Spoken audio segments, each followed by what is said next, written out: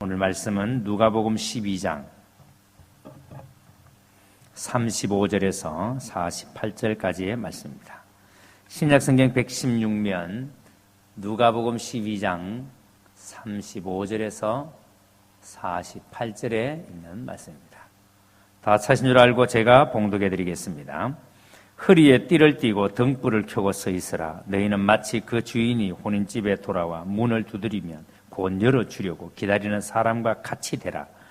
주인이 와서 깨어있는 것을 보면 그 종들은 복이 있으리로다. 내가 진실로 너희에게 이르노니 주인이 띠를 띠고 그 종들을 자리에 앉히고 나와 수종 들리라. 주인이 혹 2경이나 혹 3경에 이르렀어도 종들이 그같이 하고 있는 것을 보면 그 종들은 복이 있으리로다. 너희도 아는 바니 집주인이 만일 도둑이 어느 때에 이럴 줄 알았더라면 그 집을 뚫지 못하게 하였으리라. 그러므로 너희도 준비하고 있으라. 생각지 않은 때에 인자가 오리라 하시니라. 베드로가 여짜오되 주께서 이 비유를 우리에게 하심이니까 모든 사람에게 하심이니까 주께서 이르시되 지혜 있고 진실한 청지가 되어 주인에게 그 집 종들을 맡아 때를 따라 양식을 나누어 줄 자가 누구냐. 주인이 이럴 때에 그 종이 그렇게 하는 것을 보면 그 종은 복이 있으리로다. 내가 참으로 너희에게 이르노니 주인이 그 모든 소유를 그에게 맡기리라. 만일 그 종이 마음에 생각하기를 주인이 드디어 오리라 하여 남녀 종들을 때리며 먹고 마시고 취하게 되면 생각하지 않은 날 알지 못하는 시각에 그 종의 주인이 이르러 엄히 때리고 신실하지 아니한 자의 받는 벌에 처하리니 주인의 뜻을 알고도 준비하지 아니하고 그 뜻대로 행하지 아니한 종은 많이 맞을 것이요 알지 못하고 맞을 일을 행한 종은 적게 맞으리라. 무릇 많이 받은 자에게는 많이 요구할 것이요 많이 맡은 자에게는 큰 은혜 주시기를 주의 이름으로 축복합니다. 이 사람 손잡고 인사하고 말씀 받겠습니다. 우리가 행복하면 하나님도 행복해야 하십니다. 뭔 말인지 모르겠지만 일단 인사하라 그러니까 인사를 했습니다. 근데 여러분,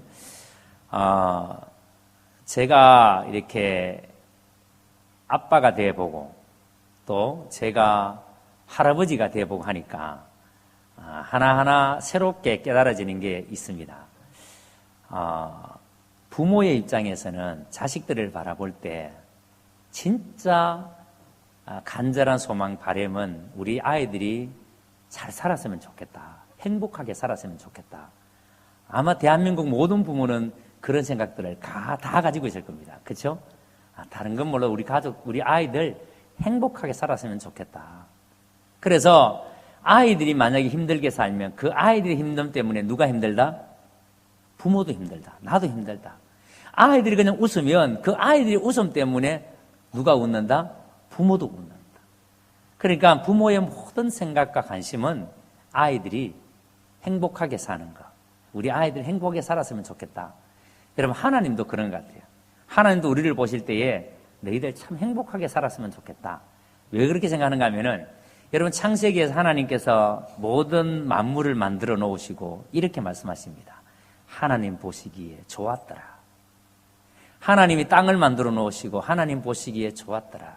하나님이 바다와 고기를 만들어 놓으시고는 하나님 보시기에 좋았더라. 하나님이 만드신 모든 것들을 보시면서 보시기에 좋았더라. 그런데요, 하나님이 심히 보시기에 좋은 게 있습니다. 누굴까요? 사람을 만들어 놓으시고는 하나님 보시기에 심히 좋았더라. 근데 여러분, 이 좋았더라는 히브리어 단어를 찾아보니까 신명기 10장 13절에 보면은 하나님이 성경을 우리에게 주신 이유를 말씀하는데, 자, 우리 한번 성경 한번 찾아볼까요? 여러분들 하면 빨리 좀 찾았으면 좋겠는데 방송 찾으시겠습니까? 신명기 10장 13절 제가 한번 읽어드리겠습니다. 내가 오늘 네 행복을 위하여 내게 명하는 여호와의 명령과 규례를 지킬 것이 아니냐. 내가 오늘 네 행복을 위하여 네게 명한 여호와의 명령과 규례를, 그러니까 지금 하나님께서 이스라엘 백성들에게 이스라엘 백성들의 행복을 위해서 신명기 전체에서 하시는 말씀이 뭐냐면 율법을 잘 지켜라. 하나님의 명령과 규례를 잘 지켜라. 하나님의 말씀을 잘 지켜라. 그러면 뭐 한다? 행복하다. 그러면 행복해진다. 자, 그러니까 여러분, 이 행복하라는 신명기 10장 13절의 이 단어하고 히브리어 단어가 하나님 보시기에 좋았다라는 단어하고 보니까 같은 단어예요. 자, 그러니까 하나님이 모든 만물을 만들어 놓으시고 하나님 보시기에 좋았더라 그럴 때에 이 말은 하나님 보시기에 뭐 했더라? 내가 다 가르쳐줬는데도 대답 안 하시네. 하나님 보시기에 뭐 했더라? 행복했더라. 하나님 보시기에 행복했더라. 하나님이 모든 만물을 만들어 놓으시고 하나님 보시기에 행복했더라. 그런데 하나님이 인간을 만들어 놓으시고 난 다음에는 하나님 보시기에 어땠다? 심히 행복했더라.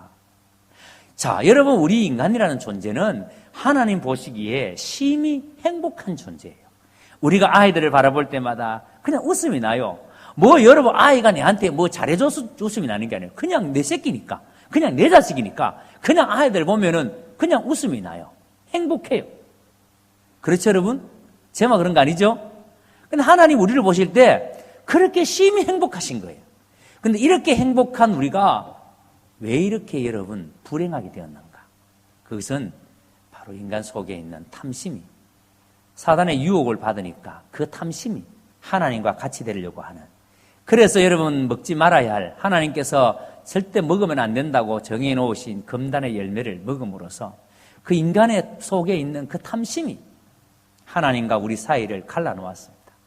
그 죄가 우리 속에 불행이 찾아오게 만들었습니다. 여러분, 하나님 보시기에 심히 행복해야 될 우리가 죄로 말미암아 여러분 불행한 삶을 살고 있습니다.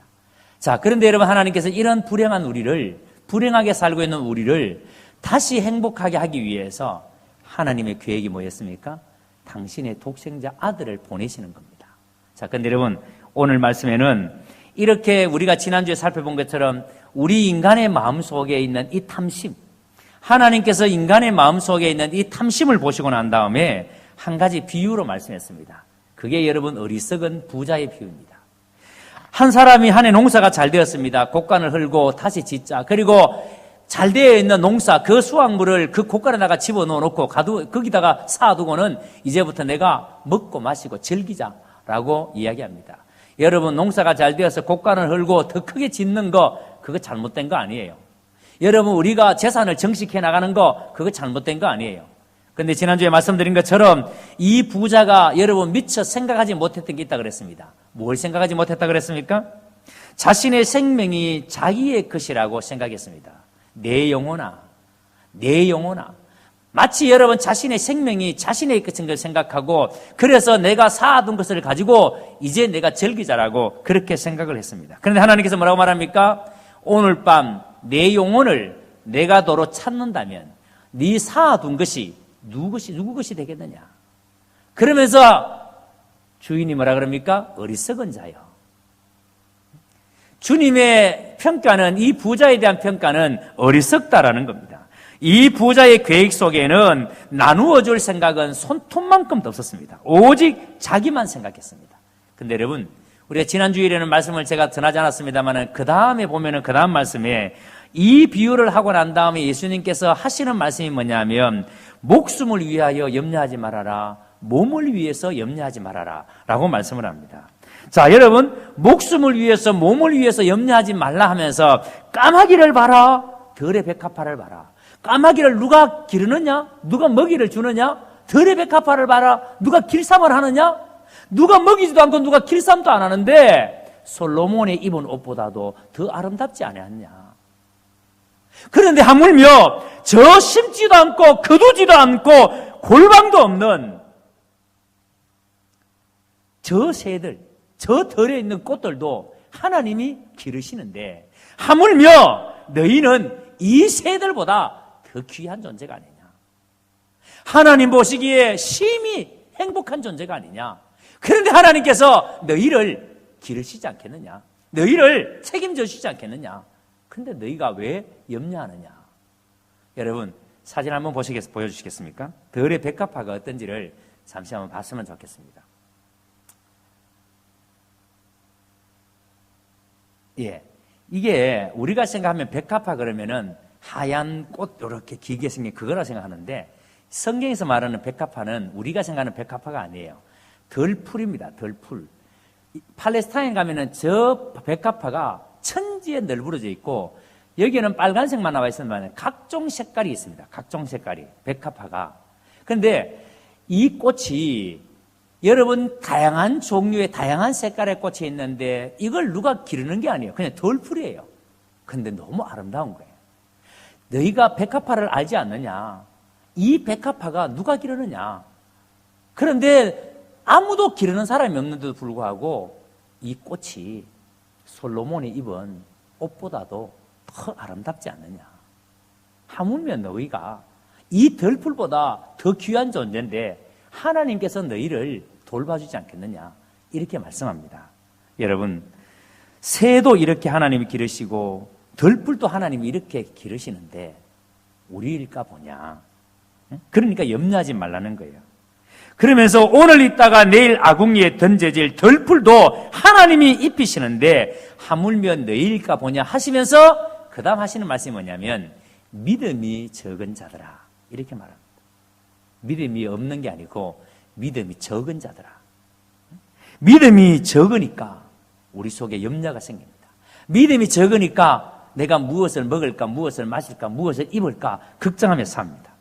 그러면서 여러분, 우리는 이 세상 사람들이, 믿음 없는 사람들이 살아가는 삶의 방식처럼, 믿음 없는 사람들이 사는 그 구하는 것처럼 우리도 똑같이 하나님을 믿는다 하면서도 믿음 없는 사람들이 사는 방식대로 우리가 살고 있다는 거예요. 그렇지만 주님께서는 뭐라고 말합니까? 오히려 우리는 너희 소유를 팔아서 가난한 사람들에게 나누어 줘라. 구제해라. 염려하지 말고 무엇을 먹을까, 입을까, 마실까 염려하지 말고 너희 소유를 팔아서 가난한 사람들에게 나누어 줘라. 그래서 낡아지지 아니하는 배낭을 만들라. 이렇게 말씀합니다. 낡아지지 아니하는 배낭이 뭐겠습니까? 하늘에 쌓아두라는 말이에요. 거기에는 좀과 도둑이 들지 않는다. 좀이 설지 않고 도둑이 들지 않는다. 하늘에 쌓아두라. 여러분, 하늘에 쌓아두라는 말이 뭐겠습니까? 하나님이 원하시는 대로, 하나님의 뜻대로 쓰라는 거예요. 그래서 우리의 소유를 가지고 진짜 하나님이 기뻐하시는 하나님의 뜻대로 사용하면은 하나님이 우리 모든 것들을 뭐 해주신다? 책임져 주신다. 여러분, 이걸 믿으시기를 주의 이름으로 축복합니다. 여러분, 우리가 이 말씀 수천 번 들었고 여러분 귀에 딱가리가 앉을 만큼 들었습니다. 그런데 여전히 이 말씀 듣고 집으로 돌아가면 다 잊어버리고 여전히 우리는 오늘도 가서 돈 벌어야 열심히 일해야 내가 먹고 살지, 거기까지는 좋아요. 그 열심히 일해야지 돈 벌어야지 하는 그 생각 속에 하나님을 의식하느냐 말이에요. 돈 벌어서 뭐 하게? 돈 벌어서 어떻게 쓰게? 하나님을 의식하면서 돈 버느냐 말이에요.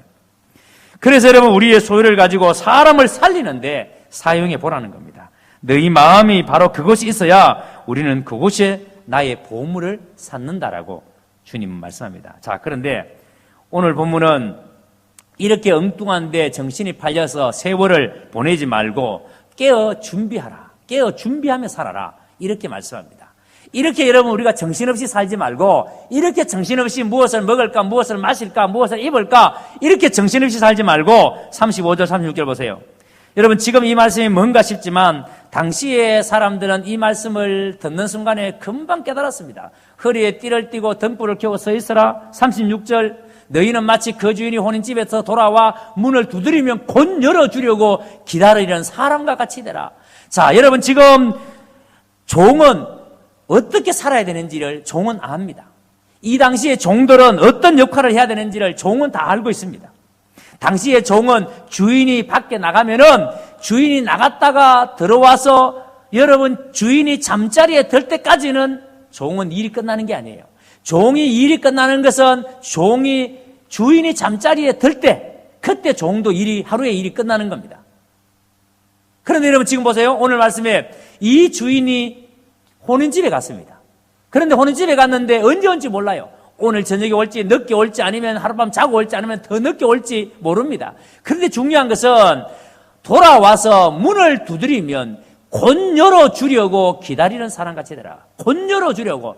즉시 뛰어나가서 주인이 문을 두드리면, 만약에 여러분 주인이 언제 올지 모르니까 그래서 여러분 다 잊어버리고 그냥 만팍 누워서 여러분 자고 있다면, 깊은 잠에 빠져 있다면 주인이 문을 두드리는 소리도 못 듣습니다. 달려나갈 수가 없어요. 그런데 주인이 언제 오더라도 문을 두드리면 즉시 뛰어나가서 문을 열어주려고 기다리는 사람같이 되라. 누가요? 종이. 종은 그래 살아야 된다는 거예요. 그게 종이 하여야 될 일인 거예요. 자, 그러니까 이게 무슨 말인가 하면은, 한 해 농사가 잘 지었다고 곡간을 헐고 그 곡간에다가 곡식을 쌓아둡니다. 자, 그리고는 여러분, 이제부터 내 영혼아, 내가 좀 즐기자. 이렇게 계획을 세웠습니다. 그런데 여러분, 하나님 주님께서 어리석은 자여, 오늘 밤 내 영혼을 내가 도로 찾아가면은 네 쌓아둔 것이 누구시 되겠느냐? 그러니까 네가 그렇게 살면 안 된다. 어리석게 그렇게 살지 말아라. 그렇게 쌓아두고 네가 먹고 마시고 즐기겠다라고 그런 생각 가지고 살지 말아라. 너희 생명의 주인이 너희 생명을 반드시 도로 찾을 때가 있다. 그러니 종이 주인을 기다리는 그 마음으로, 종이 주인이 언제든지 문을 두드리면 즉시 달려나가서 문을 열어주려고 기다리고 있는 그 마음으로, 그 자세로 우리가 살아야 된다. 그런 뜻입니다. 그런 마음가짐으로 살라는 거예요. 여러분, 그 다음에 오세요. 35절에 주인이 밖에 나갔다가 안 돌아오면 종은 허리에 띠를 띠고 등불을 켜고 서 있어야 된다 그랬습니다. 허리에 띠를 띠고 등불을 켜고 서 있으라. 여러분, 이게 허리에 띠를 띠고 등불을 켜고 서 있다는 말이 뭐냐면 주인이 언제 돌아올지 모른다는 거죠. 낮에 올지 밤에 올지. 자, 그러니까 여러분, 낮에는 등불이 필요 없습니다. 등불 들고 문 열어주러 나갈 필요 없어요. 그런데 만약에 밤이 온다면은 반드시 등불을 들고 나가서 주인을 길을 안내해야 됩니다.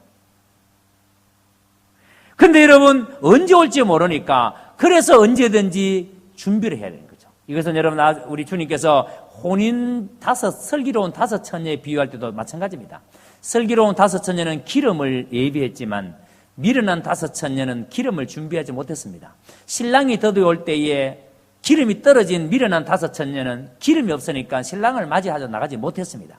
그러나 지혜로운 다섯 처녀는 기름을 예비해 뒀기 때문에 신랑이 왔을 때 즉시 기름을 부어서 불을 붙여서 달려나갔습니다. 그 신랑을 맞이할 수 있는 거죠. 근데 여러분, 이렇게 신랑이 만약에 주인이 들이 올 때에, 밤이 올 때에 즉시 불을 붙여서 나갈 수 있도록 깨어 있으라는 겁니다. 긴장하라는 겁니다. 그래서 주인은 자기를 믿고 맡기고 떠났기 때문에 긴장하면서 주인이 돌아올 때까지 주인이 맡겨놓은 그 일을 감당하면서 살아야 된다. 주인이 나에게 맡기고 간 그 일, 그것을 우리가 주인이 올 때까지 책임을 다하면서 살아야 된다는 겁니다. 여러분, 지금 예수님께서 예루살렘에 올라가시면서 제일 먼저 바리새인들과 논쟁하십니다. 논쟁하시고 난 다음에 어리석은 부자의 비유를 했습니다. 어리석은 부자의 비유를 하고 난 다음에, 그리고 예수님께서는 주인을 기다리는 종의 비유를 또 하십니다. 왜 어리석은 부자의 비유를 하시고 왜 또 이 종의 비유를 하시는가? 이유가 뭘까요? 그것은 지금 주님은 지금 모든 것들을 제자들과 함께, 그리고 오늘 우리에게 잠시 맡기고 이제 떠난다는 거예요. 이제 내가 예루살렘 올라가면은 잡혀서 신문을 받고 십자가에서 죽게 될 것이다. 그리고 내가 죽은 자 가운데서 다시 살아나서, 그리고는 성천하고 나면 다시 올 것이다. 그때까지 내가 너희에게 이것을 맡겨둔다. 제자들에게, 오늘 우리에게 맡겨둔다. 그래서 주님은 지금 성천하시고 하나님의 보호자 우편에 계시다가 다시 오실 그날까지 주님께서는 우리에게 맡겨놓으신 거예요. 우리에게 시간을 맡겨놓으시고, 우리에게 물질을 맡겨놓으시고, 우리에게 모든 것들을 지금 주님께서 맡겨놓으신 겁니다. 자, 그러니까 여러분, 지금 우리가 가지고 있는 이 모든 것들은 내 것이 아니고 누구 것이란 말이에요? 주님 것이란 말이에요. 주님께서 우리에게 잠시 맡겨놓으신 것이기 때문에 주님이 오셔서 주님께서 당신의 것을 내어놓아라 할 때 우리는 주님에게 그걸 다 다시 내어놓아야 합니다. 돌려드려야 합니다. 주님이 우리에게 맡겨놓으시기 때문에. 그래서 우리가 주님을 위해서 지금, 만약에 주님이 다시 오십니다. 주님이 오셔서 주님의 것을 다시 달라고 하시는 것이 맞습니다. 믿는 사람은 지금 여러분 주님의 것을 잘 사용할 겁니다. 주님의 것을 잘 관리하고 있을 겁니다. 주님의 것이기 때문에, 내 것이 아니기 때문에 주님 앞에서 힘을 다해서 주님의 것을 관리할 겁니다.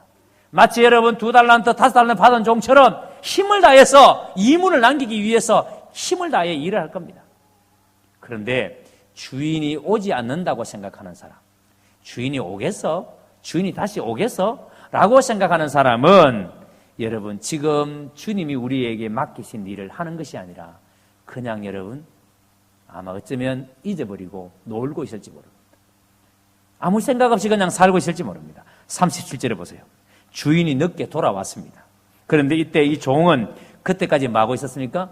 깨어있는 것을 보며 그 종들은 복이 있으리로다.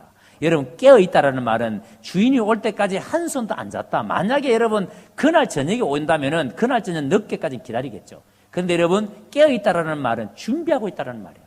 언제든지 주인이 문을 두드리면 달려나갈 준비가 되어 있다는 말이에요. 주인이 오면은 나에게 맡겨놓은 일, 그래서 내가 맡겨놓은 일을 잘해서 물을 때에, 예, 주인님께서 하라 하신 일들을 이렇게 해놓았습니다. 준비해놨다는 말이에요. 자, 그런데 이렇게 종이 깨어있을 때에 그때 이것을 본 주인이 어떻게 한다 그랬습니까? 너무 놀라운 게, 여러분, 종이 주인이 맡겨놓은 일을 잘했다면은 주인이 돌아와서 주인이 종이면은 띠를 띈대요. 우리로 말하면 부엌에서 일할 때에 뭘 합니까? 앞치마를 매잖아요. 그죠? 앞치마를 매잖아. 그것처럼 일을 할 때에 여러분 옷이 나불거리지 말라고 여러분 옷을 고정시켜야 됩니다. 그런데 종이 매는 띠를, 주인이 띠를 매고 그 다음 뭐 한다 그랬어요? 주인이 종의 자리에서 누구를 섬긴다고요? 그 종들을 자리에 앉히고 나와 수종 들리라. 이야, 참 여러분 놀랍지 않습니까? 얼마나 주인이 감동했으면, 얼마나 주인이 이 일에 놀라웠으면, 여러분 주인이 돌아와서 주인이 띠를 띠고 주인이 종의 자리에서 종을 주인의 자리에 앉혀놓고 주인이 종에게 수종을 드리겠습니까? 너무너무 감격스러우니까. 야, 너 정말 충성스러운 사람이구나. 너 정말 충성스러운 사람이구나. 내가 없을 때도 내가 이렇게 더디 왔는데도 너는 내 있는 것처럼 그렇게 열심히 충성스럽게 네가 해야 될 일을 다 감당했구나. 너무 감동이 되니까 주인이 자기가 띠를 띠고 그 종을 자기가 섬깁니다. 여러분, 이게 무슨 의미인지 아시겠습니까? 여러분, 깨어있다는 말의 반대가 뭡니까? 깨어있다는 말의 반대가 잠잔다는 말이에요. 우리가 영적인 잠을 잔다 그럴 때에 어떤 느낌을 받습니까? 아, 나는 지금 영적인 잠에 빠진 것 같아. 영적인 잠을 잔다라고 할 때 자신의 신분, 자신의 사명을 망각해버리고 죄악에 빠져서 세상을 따라가는 사람. 그러니까 나는 그리스도인인데 그리스도인은 그리스도인으로서의 사명을 다하며 살아야 되는데 그것을 잊어버리고 그것을 망각해버리고 세상 사람들이 사는 것처럼 사는 것. 그게 영적인 잠을 자는 거예요. 나는 분명히 주님께서 나에게 맡기신 일이 있는데 하나님 주님께서 성천하시면서 우리에게 부탁하신 일이 있는데 그런데 우리는 그것을 잊어버리고 그냥 세상 사람들이 살아가는 그 방식으로 내가 살아가는 거. 그게 영적인 잠에 빠진 거예요. 그런데 여러분, 깨어있다라는 것은 무슨 말이겠습니까? 매 순간순간마다 주님을 의식하며 산다는 말이에요. 내가 먹든지 마시든지 무엇을 하든지 주님을 의식하며 한다는 거예요. 그러니까 여러분, 늘 깨어서 주의 말씀을 붙듣고 주님의 말씀에 순종하면서 그렇게 산다는 거예요. 자, 그런데 주님이 예고 없이 오셨는데도 종이 자지도 않고 충성되이 주님이 맡기신 일을 하는 것을 오늘 뭐라 그럽니까? 복이 있다. 복이 있다.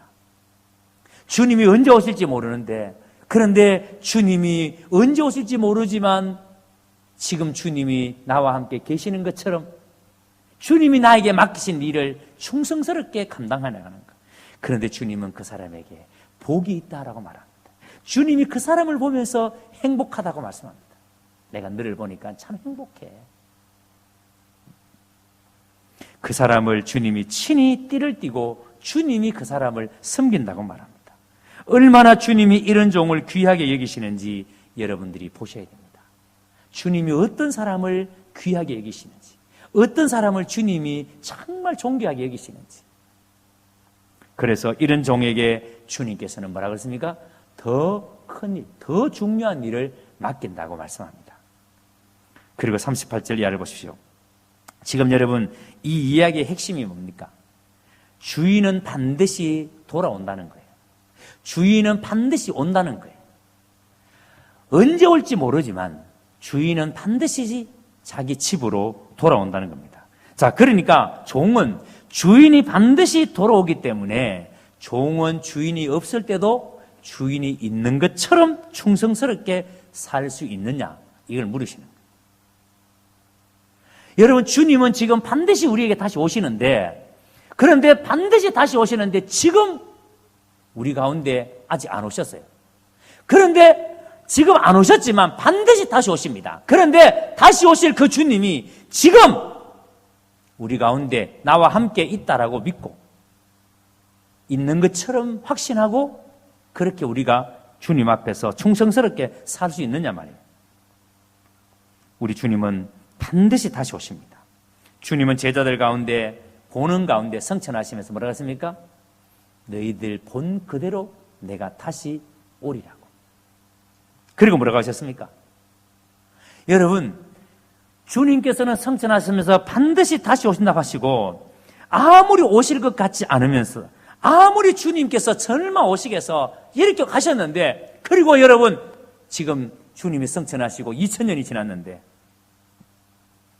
자 39절을 다시 봅니다. 39절 제가 읽겠습니다. 너희도 아는 바니 집주인이 만일 도둑이 어느 때에 이를 줄 알았더라면 그 집을 뚫지 못하게 하였으리라. 무슨 말이에요? 주인이 오기는 오는데 어떻게 온다고요? 언제 올지 모르게, 마치 도둑이 오는 것처럼. 도둑이 만약에 여러분 도둑질하러 가는데 전화해서 나 오늘 당신 집에 도둑질하러 갑니다. 그러면 주인이 어떻게 해야 돼요?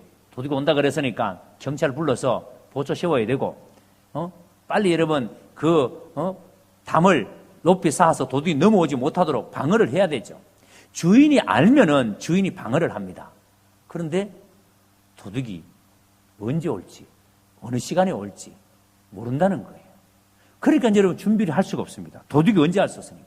그래서 평소에 늘 언제 도둑이 오더라도 도둑이 넘어오지 못하도록 평소에 준비하라는 겁니다. 그래서 예수님께서 반드시 다시 오시는데 어떻게 오신다고요? 도둑같이 오신다는 거예요. 그래서 도적은 절대 주인에게 내가 당신 집에 갑니다라고 연락하고 오는 도적이 없습니다. 도적은 절대 시간을 알리지 않습니다. 마찬가지로 주님이 다시 오실 때에도 우리에게 언제 어느 시에 오실지 말씀하지 않습니다. 그래서 4절에 보세요. 뭐라고 말합니까? 준비하고 있어라 라고 말합니다. 도적같이 오기 때문에 준비하고 있어라. 준비가 뭐예요? 긴장하라는 말이에요. 우리가 늘 긴장하면서 살아라. 영적 긴장 상태를 늦추지 말아라. 주님이 언제 오시든지 주님이 오시면, 주님이 오신다 나팔소리 들리면 즉시 주님 맞이할 수 있도록 기름 준비해놔라는 거예요. 지난주에 본 것처럼 한 해 농사가 잘 되었다고 자기 곡간을 헐고 그리고는 더 크게 짓자.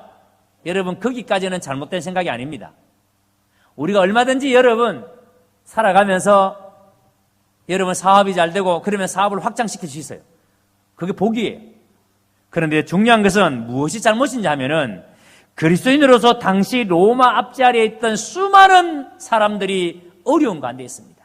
정말 고통 속에. 그래서 여러분, 이 세리들은 더 많은 세금을 과중하게 부과해서 일반 사람들이 제대로 살 수 없도록 너무 많은 세금을 거두어 가니까, 그러니까 여러분 대부분의 사람들은 너무 가난하게 삽니다. 힘들게 삽니다. 고통스럽게 삽니다. 자, 그러니까 여러분 부자는 한 해 농사 잘 되었다고 자기 곡간을 헐고 더 크게 지어서 내 영혼아 내가 잘 먹고 잘 살자 즐기자 이럴 것이 아니라 어려운 사람들, 내 주위에 힘들게 사는 사람들에게 어떻게 도와줄까? 하나님을 의식하면서 어떻게 이 사람들을 도와줄까? 그렇게 살아야 그게 하나님을 믿는 사람들의 정상적인 생각인데, 하나님 의식하지 못하니까 내 좀 돈 좀 있다고, 내 좀 잘 산다고 그저 여러분 우리 집부터 키우는 거, 우리 사업도 키우는 거 여기만 관심 있지 다른 사람 어렵게 사는 거, 힘들게 사는 거에 대해서는 아무런 관심이 없이 산다면 그게 잘못이라는 겁니다. 그게 하나님 앞에 죄라는 겁니다. 그래서 이 부자가 사두고자 할 때 그 계획 속에 하나님이 안 계시는 것이 죄라는 겁니다. 여러분 무엇을 긴장하며 살아야 합니까? 내 계획 속에, 내 삶 속에 하나님을 의식하며 사는 것이 있느냐? 하나님을 의식하며 사느냐? 그 하나님이 의식함이 없으면 우리도 절대 하나님 앞에 충성된 청지기가 아닙니다. 자, 근데 여러분 이 말씀을 하시다가 베드로가 가만히 들어보니까 이런 생각이 들어요. 저 말씀을 도대체 누구 들으라고 하신 말씀이지? 저 말씀을 지금 우리 보고 들으라 하는 말인가? 아니면 누구에게 하시는 말씀인가? 그래서 베드로가 주님께 묻습니다. 41절에 보세요. 41절에 베드로가 주님, 지금 주님께서 하시는 말씀 그거 누구에게 하시는 말씀입니까? 베드로가 여짜오되 주께서 이 비유를 우리에게 하십니까? 모든 사람에게 하심이니까? 이렇게 묻습니다. 자, 그에 대해서 예수님께서 뭐라고 말씀합니까? 또 다른 비유를 가지고 주님께서 이렇게 말씀합니다. 지혜 있고 진실한 청지기가 되어 주인에게 그 집 종들을 맡아 때를 따라 양식을 나누어 줄 자가 누구냐? 잘 보셔야 됩니다. 지금 예수님께서 베드로가 이렇게 누구에게 주님이 이 비유를, 이 말씀을 하셨습니까? 도대체 우리에게 했습니까? 아니면 다른 사람에게 했습니까? 물으니까 예수님께서 또 다른 비유로 청지기 비유를 합니다. 주인에게, 청지기가 되어 주인에게 그 집 종들을 맡아 때를 따라. 자, 그러니까 집에 여러 명의 종들이 있는데, 많은 종들이 있는데, 그런데 그 종들에게 때를 따라 양식을 나누어 줄 청지기가 필요해요.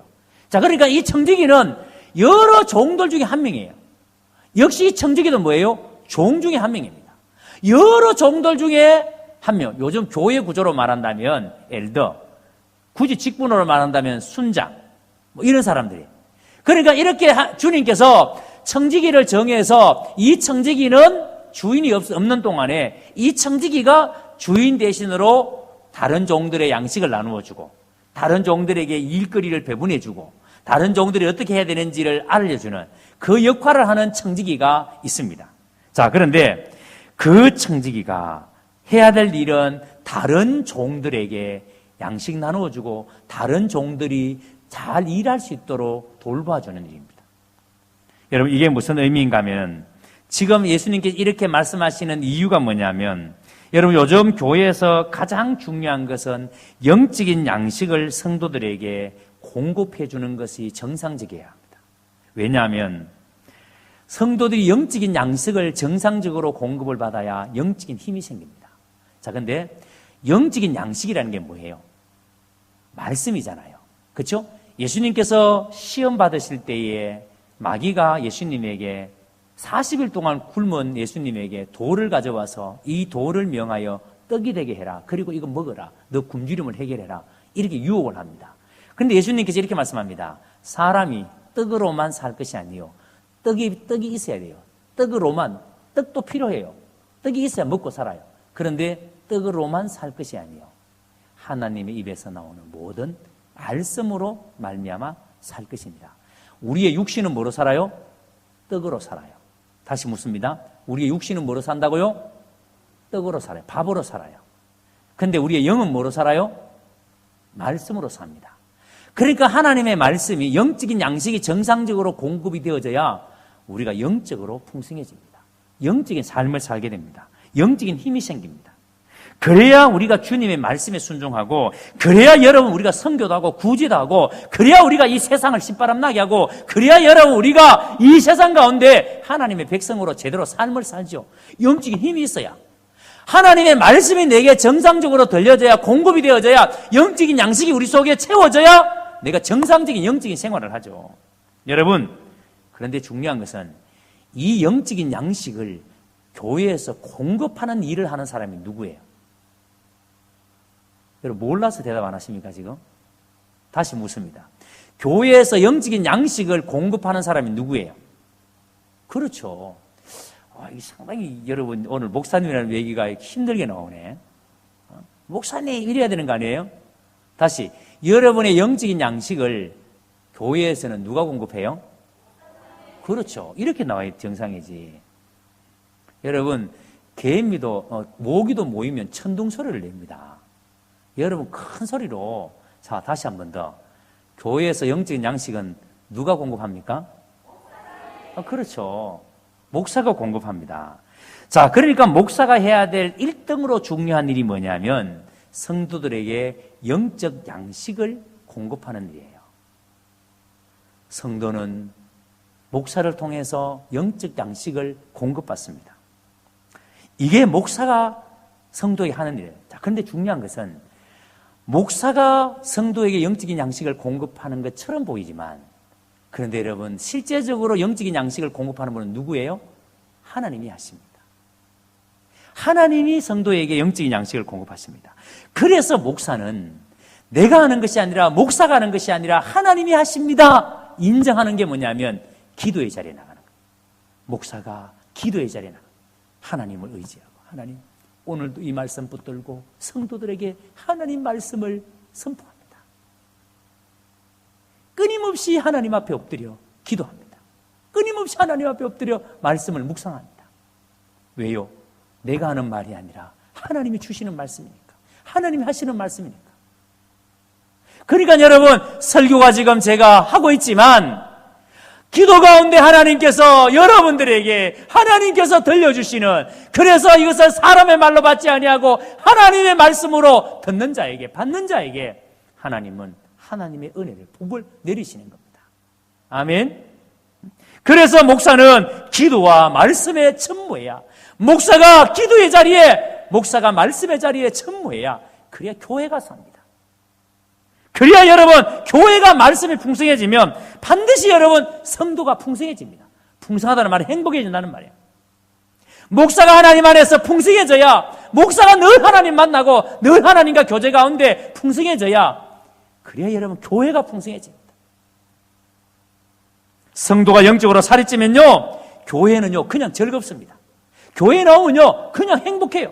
그냥 여러분 교회 앉기만 해도 그냥 여러분 은혜가 돼요. 누가 여러분 나한테 와서 여러분 특별하게 한 말도 없어요. 그냥 여러분 교회 와서 앉으면 행복해지고 풍성해지고, 어이구 세상에 이렇게 좋을 때가 없어요. 그래서 교회가 즐거우면 무슨 일을 해도 다 기쁩니다. 가서 여러분 거기에는 여러분 어떤 분쟁도 일어날 수가 없어요. 무슨 일을 해도 그냥 여러분 즐겁게 하니까, 감사로 하니까 서로 돕습니다. 아이고 집사님 좀 앉아 쉬세요. 제발 좀 앉아 쉬세요. 이거 내가 할게. 근데 은혜가 없으면 힘써 저거 봐라. 오늘 또 봐라줘. 저 뺀질하니까 일도 안 하고 저 뒤에 앉아가 저 봐라줘. 힘든 일을 한 개도 안 하고 봐라줘. 그저 옆 사람 찔러가면 저 봐라. 김서 봐라줘. 또 지금 봐라. 또 저거 봐라. 저거 봐. 교회가 풍성해지면요 분쟁이 일어날 이유가 없죠. 왜 싸웁니까? 교회가 즐거우면 여러분 하나가 되어서 어떤 일을 해도 척척 즐겁게 잘해냅니다. 아무도 아멘 안 하고 미치겠습니다. 생각해 보세요. 그러니까 목사가 하나님과 하나님 안에서 목사가 풍성하면 교회는 풍성해질 수밖에 없습니다. 목사가 영적으로 메말라 있으면, 목사가 하나님과의 관계가 뒤틀려 있으면 여러분 고스란히 그 피해는 교회가, 성도들에게 갑니다. 아버지가 맨날 술 먹고 돌아가 인상 쓰고 밥상 뒤에 품고 맨날 저기 엄마 때리고 가음을 지르면 어느 자식이 집에 들어가고 싶습니까? 어느 아내가 여러분 그 남편에게 따뜻한 밥 해주고 싶겠습니까? 그런데 여러분 아버지가 너무너무 행복하게 삽니다. 일하는 게 즐겁습니다. 비록 늦게까지 일하지만, 육신은 피곤하지만, 내가 열심히 일해서 우리 아이들 행복하고 우리 집사람 행복하고 즐겁게 일합니다. 그렇게 사는 모습을 보니까 자식들은 그냥 신이 납니다. 우리 아빠 너무 좋아요. 우리 아빠 뛰어놀다가도 그저 아빠 생각하니까 집에 뛰어들고 싶어요. 그래서 43절에 보세요. 청지기에게 어떤 복이 있습니까? 주인이 맡기고 간 것을 잘 관리하는 겁니다. 다른 종들을 잘 챙겨주고 세워주고 하는 겁니다. 성도는 세상을 잘 섬기는 겁니다. 그래서 목사가, 순장이, 교사가 자기에게 맡겨진 성도들을 잘 돌보는 것이야말로 최고로 중요한 일입니다. 그런데 마귀는 어떻게 하든지 간에 성도들이 말씀을 못 듣도록, 학생들이 말씀을 못 듣도록, 그래서 주일이 되면은 자꾸 여러분 바쁜 일이 생기게 만듭니다. 그래서 신경 쓰이게 만듭니다. 교회에 올라 그러면은 말씀에 집중하려 그러면 자꾸 분주하게 만듭니다. 전화 오고 이런 일 저런 일 생기고 절대 예배에 집중하지 못하도록, 말씀에 집중하지 못하도록 자꾸 이런저런 일들이 생깁니다. 어떤 데는 집안의 결혼식, 어떤 데는 큰 사업체의 계약건, 오늘 요거 주일만 아니면 내가 오늘 몇 천만 원 벌겠는데 왜 해야 되나? 오늘 예배 시간만 아니면 요거 오늘 몇천만 원 버는데? 이런 생각들. 여러분, 이런 성도들을 영적으로 돌보는 사람이 목사요, 교사요, 순장입니다. 이렇게 여러분, 이러한 사람들을 말씀으로 잘 돌봐야 될 사람들이 목사요, 교사요, 순장입니다. 그래도 여러분, 우리 교사들이, 우리 순장이 대충 하시겠습니까? 적당하게 어영부영 그렇게 여러분 순장하고 교사하고 그렇게 하시겠습니까? 44절에 보세요. 이런 청지기에게 그 모든 소유를 맡긴다 그랬습니다. 천국의 가장 중요한 일을 맡긴다는 거예요. 누구에게요? 성도들을 잘 돌보는 사람에게. 저는 그래서 하나님 앞에 기도할 때 우리 교회 부흥은요, 여러분 잘한다고 부흥되는 게 아닙니다. 1차적으로 목사가 여러분을 잘 돌볼 수 있는 영성을 가져야 합니다. 목사가 여러분을 잘 돌볼 수 있는 영성이 없으면 하나님 절대 우리 교회에 사람 안 보내십니다. 우리 교회에 사람 더 이상 안 보내는 것은 내 능력이 여기까지야. 그럼 내 능력을 더 키워야 돼. 내 역량을 더 키워야 돼. 순장도 마찬가지입니다. 순장의 역량을 계속 키워야 하나님이 사람 보내시고 붙이십니다. 그래서 여러분들은 목사를 위해서 기도해야 합니다. 목사님이 하나님 바라보고 철저하게 하나님 말씀 안에서 하나님께 붙들림 바 되도록 딴 생각하지 말고. 그래서 48절 보세요. 여기서 주인의 뜻을 알고도 준비하지 않는 사람이 누구냐면 바로 지도자입니다. 지도자는 절대 방탕하게 살아서는 안 된다는 걸 잘 압니다.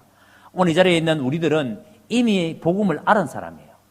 알지 못하고 맞은 일을 행한 종은 적게 맞을 것이라.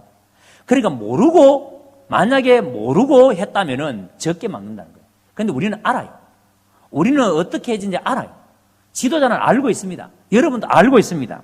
그런데 알고 있으면서도 만약에 타성에 젖어서 준비하지 않았다면, 마음대로 살았다면 이런 지도자는 더 많이 맞을 것이요. 더 많이 맞는다는 뜻이 뭐냐면 훨씬 더 큰 책임을 묻는다는 말이에요. 훨씬 더 큰 책임을.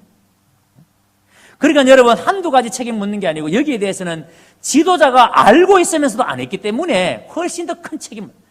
만약에 목사가 제대로 일을 못하면 하나님은 목사에게 훨씬 더 큰 책임을 묻습니다.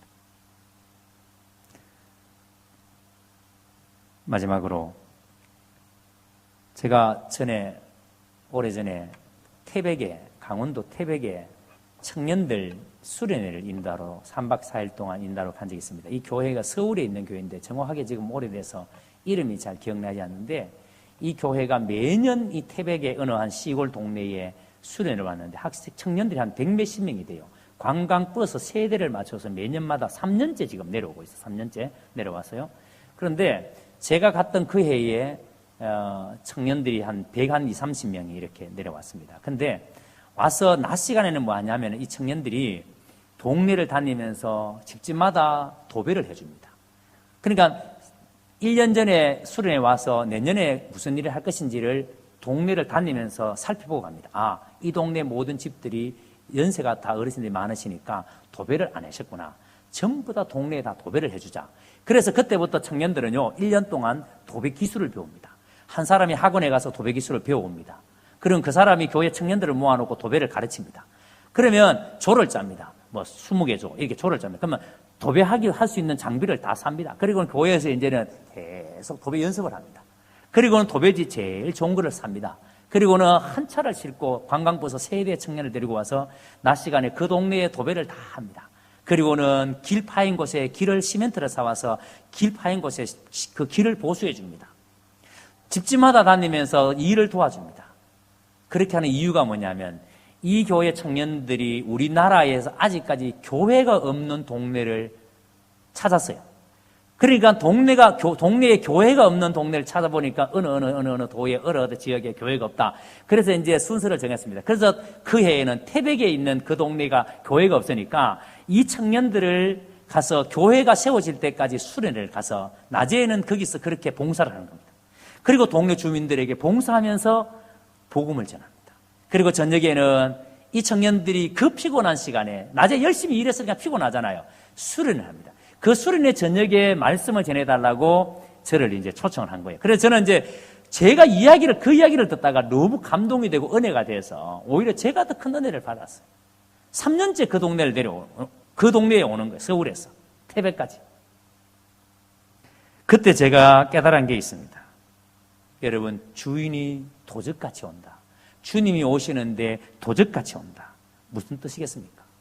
지금 눈앞의 행동을 보지 않고 평소의 행동을 보겠다는 거예요. 평소에 어떻게 사는지 보겠다는 거예요. 그럼에도 불구하고 악하고 게으른 종은 주인이 지금 눈에 안 보이니까, 지금 내 눈앞에 주인이 없으니까 농땡이 부립니다. 하는 것처럼 흉내냅니다. 한 개도 결과물을 만들어내지 못합니다. 평소의 삶이 하나님 앞에 전혀 아름답지 못합니다. 왜냐하면 이 사람의 평소 생각이 주인이 안 보이니까, 주인이 없으니까. 그런데 주님은 우리에게 지금 모든 것을 맡겨놓고 갔습니다. 그리고는 다시 오신다 그랬습니다. 지금 주님이 우리 눈에 안 보입니다. 안 보이니까 안 오실 것처럼, 주님 앞에 다시 우리를 안 쓸 것처럼 착각하고, 혹시 우리도 여러분 지금 그렇게 살고 있지 않습니까?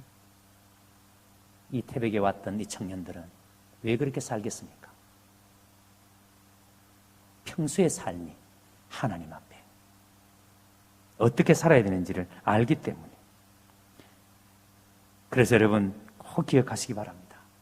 오늘 지금 여러분이 살고 있는 이 삶의 모습이 어떤지, 내가 지금 살아가고 있는 삶의 모습이 지금 주님이 오신다면 금방 달려나가서 문 두드릴 때 문 열어줄 수 있는 준비가 되어 있는지 조용히 눈을 감아보시기 바랍니다. 눈을 다 감고 말씀을 묵상해 보십시오. 오늘 이 말씀 하나님께서 왜 나에게 들려주시는지 아무 소리 내지 마시고 말씀에 큰 은혜 되시기 바랍니다. 이 시간 우리 할렐루야 성가대에서 새롭게 하리라 라는 제목으로 하나님께 찬양 드리겠습니다.